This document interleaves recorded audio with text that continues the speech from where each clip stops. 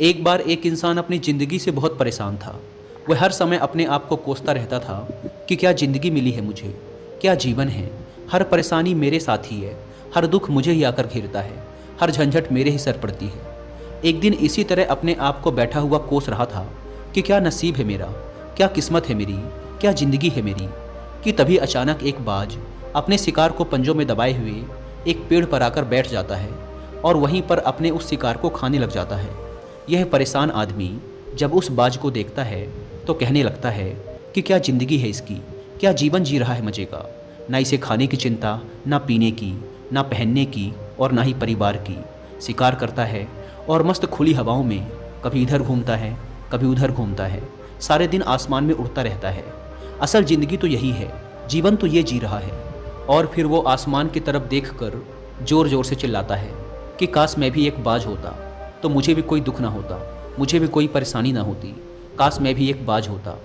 जब वह 2 से 3 बार ज़ोर ज़ोर से चिल्लाता है कि काश मैं भी एक बाज होता तो मुझे भी कोई दुख ना होता, मुझे भी कोई परेशानी ना होती, तो अचानक आसमान में बिजली कड़कने लग जाती है और आसमान से आवाज़ आती है कि हे इंसान, क्या ये हमने सच सुना कि तू हमारी दी हुई ज़िंदगी से परेशान है और तू एक बाज बनना चाहता है। तो इस आकाशवाणी को सुनकर यह इंसान हैरान रह जाता है और आसमान की तरफ देखकर कहता है कि हाँ, मैं सच में अपनी इस ज़िंदगी से बहुत परेशान हूँ, क्योंकि हर परेशानी मेरे साथ ही है, हर दुख मुझे ही है, हर तकलीफ़ मेरे ही साथ है। तो आसमान से फिर आवाज़ आती है कि हे इंसान, एक बार फिर सोच ले, हमने तुझे बड़ी प्यारी ज़िंदगी दी है, लेकिन अगर फिर भी तू चाहता है कि हम तुझे बाज बना दें तो हम तुझे बाज बना देंगे, लेकिन अगर एक बार हमने तुझे बाज बना दिया तो फिर हम तुझे बाज से इंसान दोबारा नहीं बनाएंगे। तो यह आदमी तुरंत जवाब देता है कि मैंने अच्छी तरह से सोच लिया है कि मुझे बाज ही बनना है, और एक बार बाज बनने के बाद मैं दोबारा कभी नहीं कहूँगा कि मुझे इंसान बनना है। तभी ऊपर से आवाज़ आती है कि जैसी तुम्हारी इच्छा, और वह इंसान बाज बन जाता है। बाज बनते ही वह इंसान खुली हवाओं में उड़ने लगता है, कभी उड़ता हुआ इधर चला जाता है, कभी उड़ता हुआ उधर चला जाता है, और सोचता है क्या मज़े की ज़िंदगी है, असल ज़िंदगी तो यही है, ना कोई चिंता, ना कोई परेशानी, ना कोई डर। वह सारा दिन ऊंचे आसमान में उड़ता रहता है, 2-3 मिनट पंख मारता है, उसके बाद पंख मारना बंद कर देता है और लंबे समय तक हवाओं में तैरता रहता है। इसी तरह हवाओं में तैरते हुए शाम का समय नज़दीक आ जाता है, तो वह सोचता है कि मेरे पास रहने का एक ठिकाना भी होना चाहिए, मेरा अपना एक घर होना चाहिए जहाँ मैं रात में आराम कर सकूँ। तो यह सोचकर वह छोटी छोटी लकड़ियाँ इकट्ठा करने लग जाता है और एक ऊंचे पेड़ पर अपना घोंसला बनाने लग जाता है।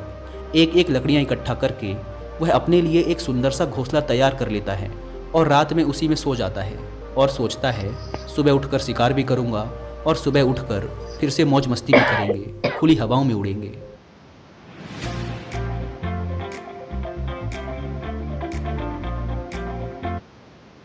सुबह होते ही वह शिकार की तलाश में निकल पड़ता है, हवाओं में उड़ता रहता है।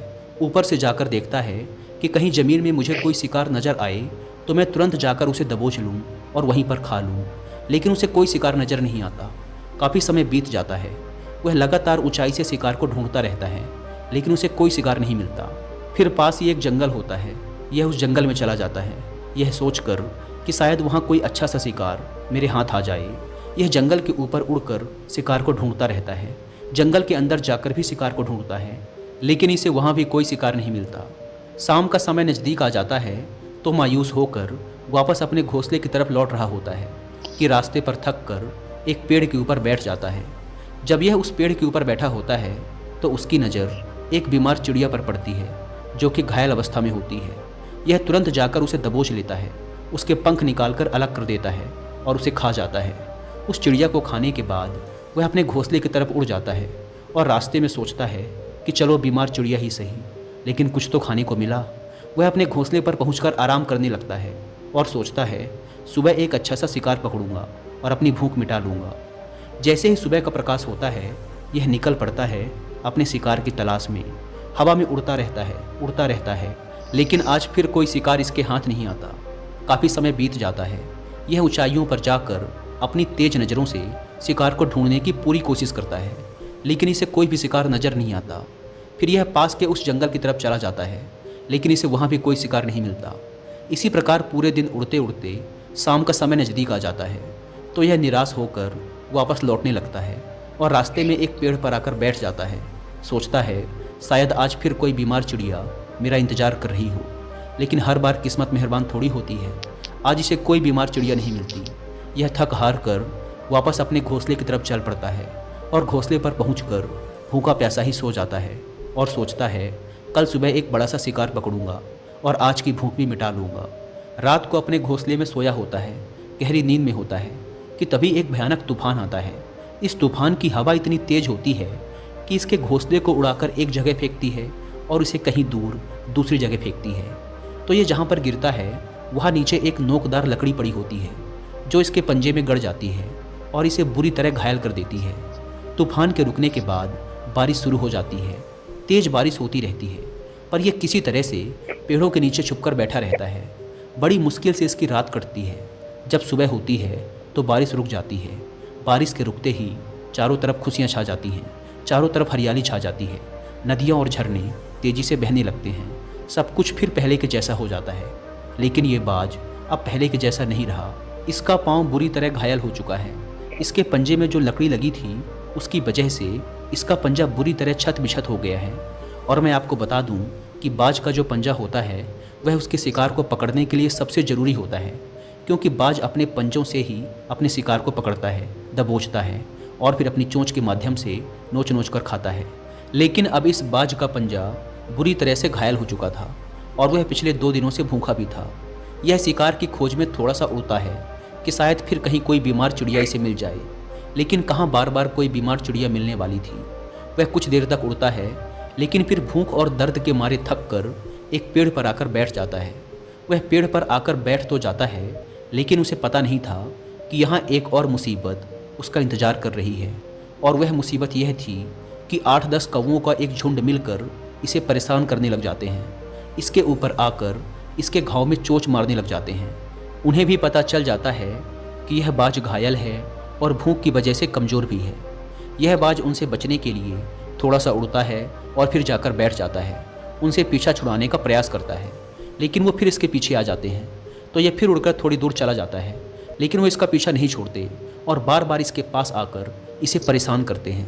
कौवे अक्सर बाज के साथ ऐसा करते हैं, लेकिन फिर बाज भी उनके साथ एक खेल खेलता है। जब कौवों का झुंड बाज को परेशान करता है और उनका पीछा नहीं छोड़ता तो बाज हवा में सीधी उड़ान भरने लग जाता है।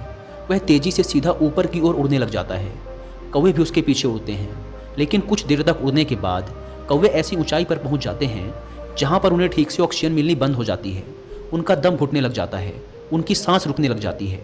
तो फिर वो वहां से ऊपर नहीं जा पाते। पर क्योंकि बाज तो बादलों से भी ऊपर उड़ सकता है, इसीलिए वो तो ऊपर चला जाता है, लेकिन कौवे वहाँ से ऊपर नहीं जा पाते और वो नीचे आने लगते हैं। तो इस तरीके से बाज उनसे अपना पीछा छुड़ा लेता है। लेकिन ऐसा करने के लिए, इतनी ऊंची उड़ान भरने के लिए इस बाज के पास उतनी ताकत नहीं थी, क्योंकि ये भूखा भी था और घायल भी था। तो ये उड़ता और थोड़ी सी दूर जाकर बैठ जाता और कौवे फिर आकर इसे परेशान करने लग जाते। इसी तरह भूख और घायल हालत में एक दिन गुजर जाता है, दूसरा दिन गुजर जाता है, तीसरा दिन गुजर जाता है, लेकिन इस बाज की हालत में कोई सुधार नहीं हो रहा था। वह बद से बदतर होती जा रही थी। चौथे दिन जब ये बिल्कुल ख़त्म होने पर आ जाता है, इसके अंदर बिल्कुल ताकत नहीं बचती और इसका शरीर इसका साथ छोड़ने लगता है, तो यह किसी तरीके से उड़कर पास ही इंसानों की एक हॉस्पिटल होती है, उसकी छत पर आकर बैठ जाता है और वहाँ से आने जाने वाले मरीजों को देखता है और अपने आप से कहता है कि काश आज मैं एक इंसान होता तो ऐसे छोटे मोटे जख्मों का हॉस्पिटल से इलाज करवा लेता, या किसी को बता देता कि मैं भूखा हूँ, परेशान हूँ, मेरे साथ ये परेशानी है। लेकिन आज मैं एक ऐसा बेजुबान परिंदा हूँ जो किसी से कुछ नहीं कह सकता, किसी को अपना दुख नहीं बता सकता, किसी से कोई मदद नहीं मांग सकता। यही बात सोचकर वह उसी छत पे अपना दम तोड़ देता है। वह अपनी जान की कुर्बानी तो दे जाता है, लेकिन साथ ही साथ हमें यह सीख भी दे जाता है कि आप